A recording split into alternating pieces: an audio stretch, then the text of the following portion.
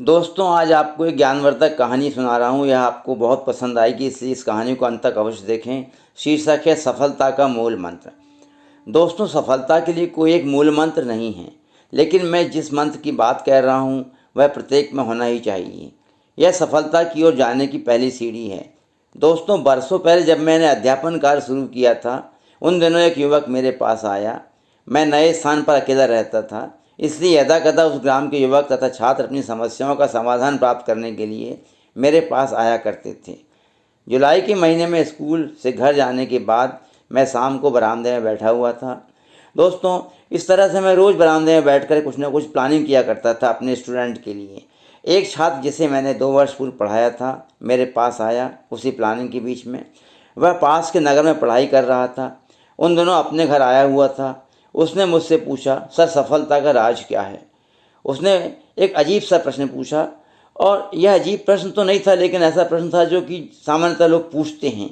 मैंने उत्तर दिया, सफलता किसी एक कारक से नहीं मिलती है, किसी एक कारण से नहीं मिलती है। वह कहने लगा, सर, कोई तो मूल कारण होगा।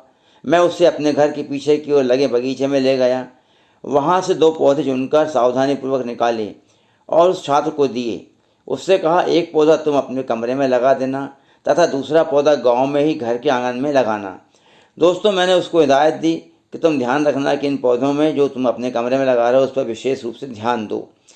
उस घटना के पश्चात वह छात्र दोनों पौधे लेकर चला गया। मैं भी नए सेशन की तैयारी में लग गया। क्योंकि जुलाई का महीना था, मुझे और ध्यान देना था, अपने प्राचार्य की बातों पर ध्यान देना था। इस घटना को 1 वर्ष से अधिक समय बीत गया। घटना लगभग मैं भूल चुका था। तो पुनः एक दिन वह छात्र मेरे पास आया। मैंने प्रश्न किया, तुमने उस पौधों को क्या किया है? उसने बताया, सर, मैंने एक पौधा तो अपने कमरे में लगाया और दूसरा पौधा यहीं गांव में घर के आंगन में लगा हुआ है। दोस्तों, उसकी बात वही निकली जो मैंने उससे कही थी, जो मैंने सलाह उसको दी थी, वही उसने कार्य किया था। मुझे बहुत प्रसन्नता हुई और बहुत खुशी हुई। मैंने कौतूहलवश पूछा, दोनों पौधों की ग्रोथ कैसी है? किस तरह की बढ़त है? वे कैसे हैं? उनका आकार कैसा है? उसने बताया, सर, घर के अंदर गमले में लगा पौधा लगभग 3 फीट हाइट तक बढ़ने के बाद मुरझा गया था। उसे मैंने कुछ दिन बाद निकाल के फेंक दिया है, क्योंकि वह किसी काम का नहीं था, और गमला मैंने अपने कमरे के बाहर रख दिया। और दूसरा पौधा? मैंने पूछा। छात्र ने बताया, वह पौधा यहीं मेरे घर के आंगन में लगा हुआ है, इसी ग्राम में है। अब वह बड़े वृक्ष के रूप में बदल चुका है। इस वर्ष उसमें फूल आए हैं, आने वाले वर्षों में उसमें फल भी लगने वाले हैं। लेकिन सर, मेरे प्रश्न का समाधान तो मुझे मिला ही नहीं। मैंने कहा, तुमने जो पौधा गमले में लगाया था उसने कोई संघर्ष नहीं किया, उसने कुछ भी नहीं किया। वह अपने आप पर ना बढ़ करके तुम्हारे सहारे बढ़ा। तुमने जैसा खाद पानी दिया वैसा वह बढ़ा। तुमने जिस तरह से कार्य किया वह उस तरह से आगे बढ़ा। लेकिन उसके बाद जब तुमने धीरे धीरे करके उस पौधे पर ध्यान हटा लिया तो वह पौधा मुरझा गया। वहीं दूसरी ओर घर के आंगन में लगे पौधे ने संघर्ष झेले, बरसात, गर्मी तथा सर्दी सहन की, जमीन से अपने आप खाद एवं रसायन लिए, पानी लिया, इसलिए वह विशाल वृक्ष में बदल गया।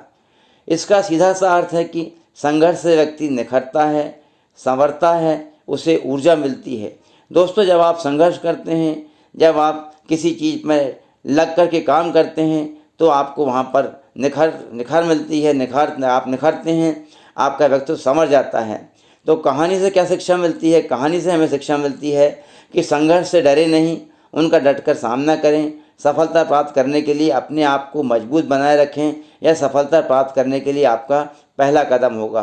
तो जब आप पहला कदम अच्छी तरह से रख लेते हैं, आपका पहला कदम ठोस होता है, तो सफलता के मार्ग पर आप चढ़ पड़ते हैं। दोस्तों, मेरी यह कहानी पसंद आई होगी, इसे लाइक करें, इस चैनल को सब्सक्राइब करें और आपके विचार मुझे कमेंट बॉक्स में अवश्य दें, ताकि मुझे आपसे प्रेरणा मिलती रहे। अगले वीडियो में मिलता हूँ। Bye bye.